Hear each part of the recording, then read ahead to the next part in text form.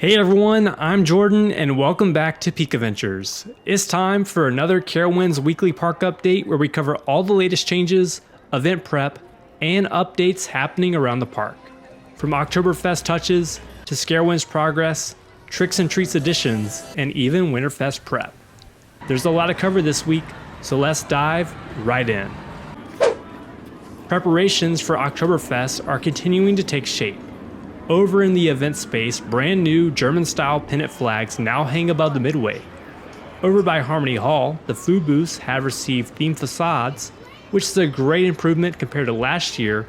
Small details like this really help bring the event together and give Oktoberfest more of a festive and immersive feel. ScareWinds prep has really ramped up this week, and you can see changes just about everywhere in the park. Starting at the front gate, a new board and TV have been installed to outline ScareWinds policies and promote the new upcharge Haunted Attraction Pass. Carousel Park now features brand new mummy statues outside the Carowinds Theater, and nearby the State Lines Designs gift shop has been rebranded into the Evil Emporium, which will serve as the main ScareWinds merchandise shop. As for the Scare Zones, Carolina Boardwalk has gained 3 new circus podiums, clearly preparing for the circus theming planned there. Over in County Fair, brand new fair-style booths have appeared for the Harvest Fear Scare Zone, while Blue Ridge Junction now features a barn-style facade outside Blue Ridge Country Kitchen and the addition of more jack-o'-lanterns fitting the theme of the Hallow. In Aeronautica Landing, the food truck that once sat under the Aeronautica Theater has been removed, and barricades are now in place around the exterior doors as the park prepares the building for the Conjuring Beyond Fear experience. Over in Celebration Plaza, the large ScareWinds stage set has returned, but the setup looks a little different compared to last year. The set has been pushed closer to the edge of the stage, leaving less space for performers.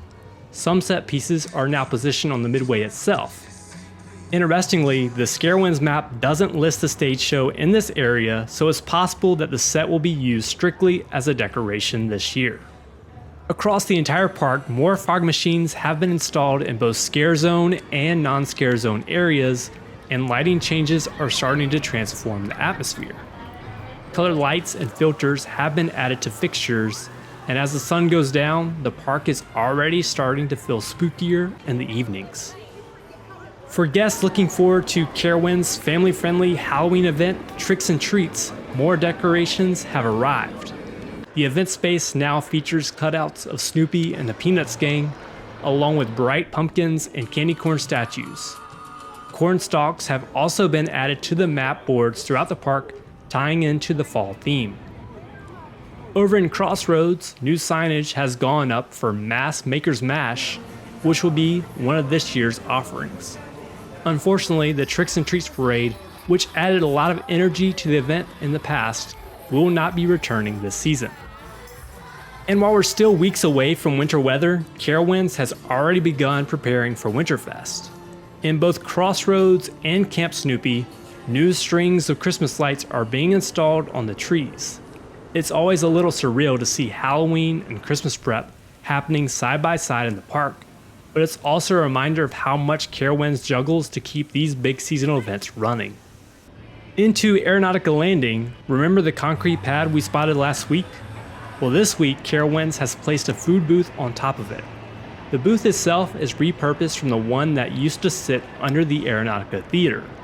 While it wasn't open yet during my visit, it's a good sign that more food options are coming to Aeronautica Landing. There are some exciting updates from WindSeeker. The attraction has been down far more often than it's been open, but this week we saw some movement. The gondola was raised into the air for testing, which is the most progress in a while, though testing itself was pretty brief. At the large construction site behind the Palladium, nothing major has changed since last week. However, grass has been planted across the area, likely to prevent erosion.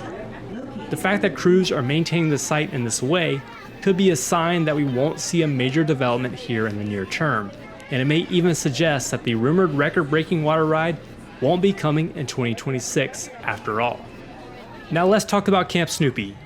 Speculation continues to swirl about whether the Peanuts characters might be leaving Cedar Fair parks in the near future. At Carowinds, the quest-based interactive touchpoints that were added for the 2025 expansion remain powered off, and no work has been done to program them since midsummer. One touchpoint has been broken for months with no repairs, and another one near Charlie Brown's River Raft Blast is still nothing more than a post sticking out of the ground. With so little progress, it raises questions about why Carowinds would invest in the technology if the Peanuts IP won't be around long term. The 2026 annual pass sale has been extended until September 14th, giving guests a little more time to lock in the lowest price of the season. Carowinds has also added new signage outside the Victory Lane gift shop, highlighting the MVP Pass, which includes access to more than 40 Cedar Fair and Six Flags parks. Out by Carowinds Boulevard, the large Carowinds sign has received some fresh updates. The top stars have been removed, the upper border is freshly painted white, and the lower border now features a navy trim. It's a small detail, but it's always nice to see the park keeping its main entry sign in good shape. And finally, Carowinds continues to see more of the Six Flags style advertising popping up around the park. The digital screens are now promoting the Conjuring Last Rites movie, as well as new placements from Sherwin-Williams. And that wraps up this week's update from Carowinds. What do you think about the changes happening across the park, especially the growing ScareWinds prep and the questions surrounding Camp Snoopy's future?